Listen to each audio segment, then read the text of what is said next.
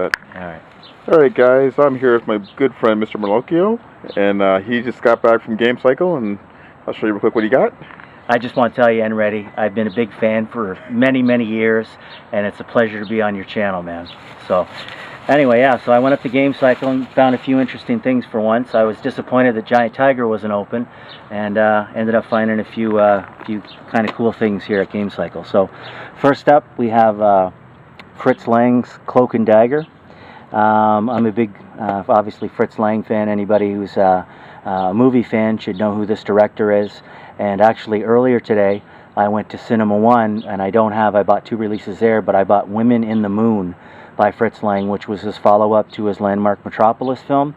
So it was kind of a good day for Fritz Lang here. So Cloak and Dagger, it's an official release, which a lot of stuff back then, obviously, it's got Gary Cooper in it, and it's a Republic release. A lot of the Fritz Lang stuff, especially Metropolis, has fallen into public domain. So I was happy to get like a real release of this. So I've never seen this movie, so they're usually really atmospheric, very well shot, and with the German expressionism in there, it's always a good time with Fritz Lang. So next up we have Bermuda Triangle. Now this is actually a flick that I know I've seen it before, but I've seen this release before, but I haven't seen it for $6 before.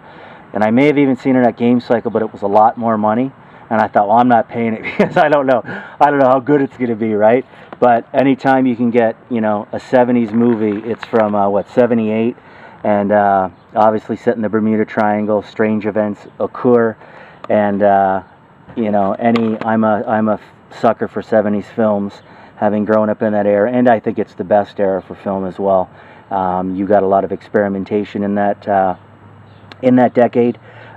This might not be so experimental, but it's a lot of fun, and it kind of reflects, the paranormal stuff of the day. What do you remember this film at all, Ready? I remember the quasi-documentary one they did. I remember seeing it at the theater, and I was disappointed because it wasn't a real movie. Well, that's, yeah. This one I think is actually a movie. I don't know, man, because it says they say something about a documentary in here, that they're trying to make a documentary. So I think this is the one that you saw, dude. It might be. Because this is a VCI release, right? So it's, I love the artwork, though. I love it. You can see how, it's almost like it's projecting them from that triangle into space or something. Yes. Like, who knew the Bermuda Triangle could do all that? And apparently it makes your heads very big, and you float above the Earth. I love that artwork, man. I got to go there.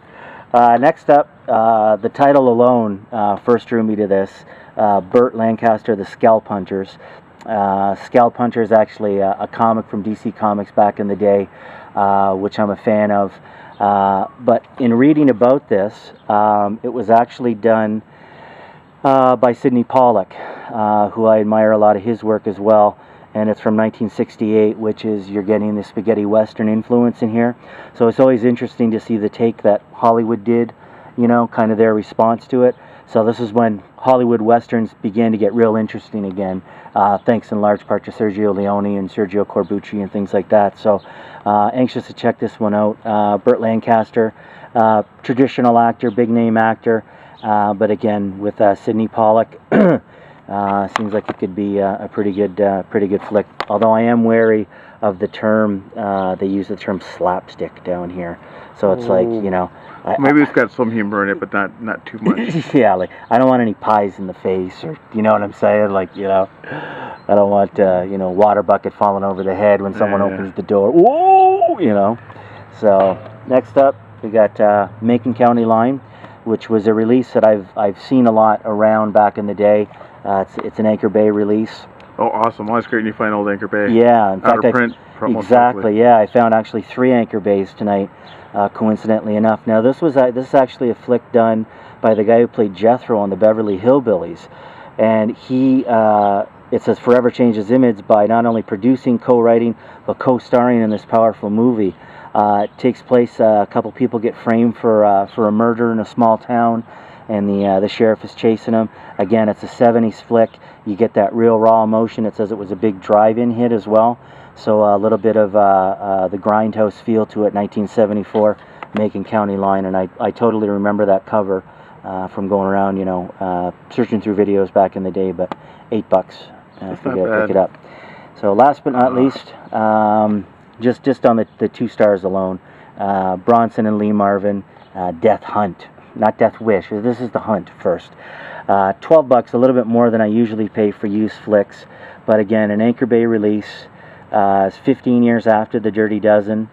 I'm not familiar with Peter Hunt as a director, but it's let's see, he's a lone trapper. Bronson shot and killed a man in self-defense. A few days later, Marvin is the lawman, and then I'm sure it's like a chase, pursue, and flee type movie there through the wilderness. So I mean, it's a death hunt is what it is, right? So I was a big fan of the Lee Marvin and Toshihiro Mifune. It's the movie, just escaped me, that they play. Marvin plays an army soldier, U.S. Army soldier. Mifune's in the Japanese army.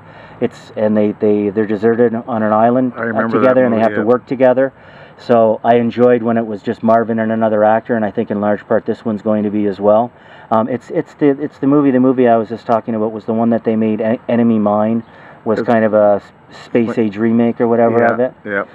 So I know you're talking. I remember that one.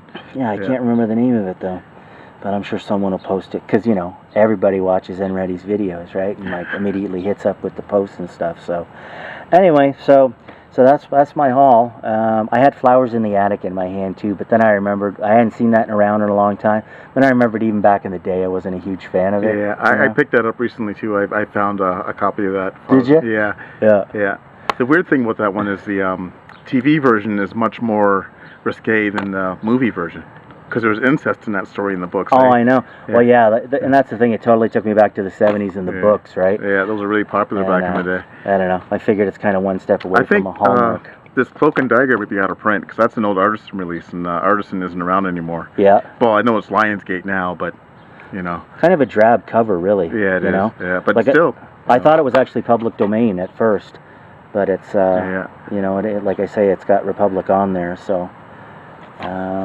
yeah, this, and obviously looking. Well, that's gonna be fun. I hope it's actually a story and not the documentary I remember watching, or pseudo documentary. It kind of reminded me of the old, I can't remember the name, the Leonard Nimoy series, In Search of. Oh, In Search of. It kind of had that kind of, this happened on this state, and then reenactment. And like, dude, what's John Huston doing in this? I don't know. He's looking all dignified. Like it's the John Huston. Yeah. You know what I mean? Like, what is? It's like finding Orson Welles when he used to pop up in bad movies. It's like what?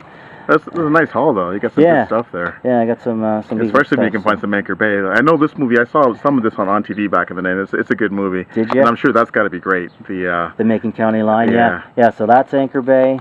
That's Anchor Bay. That's not. And did I get? Maybe I thought I got 3. You know what? Maybe Flowers in the Attic might have been an Anchor Bay. So sorry, I lied. So I got two Anchor Bay. Right. And as we all know, that's a choice of collectors, man. It is. Enready, again, thanks a lot, man. Well, thanks for stopping by, man. And always wanted to be on your channel, man. Maybe I'll start posting my own videos too. That'd be awesome. That'd be really awesome. We'll delve into my collection. Anyway, take care, everyone.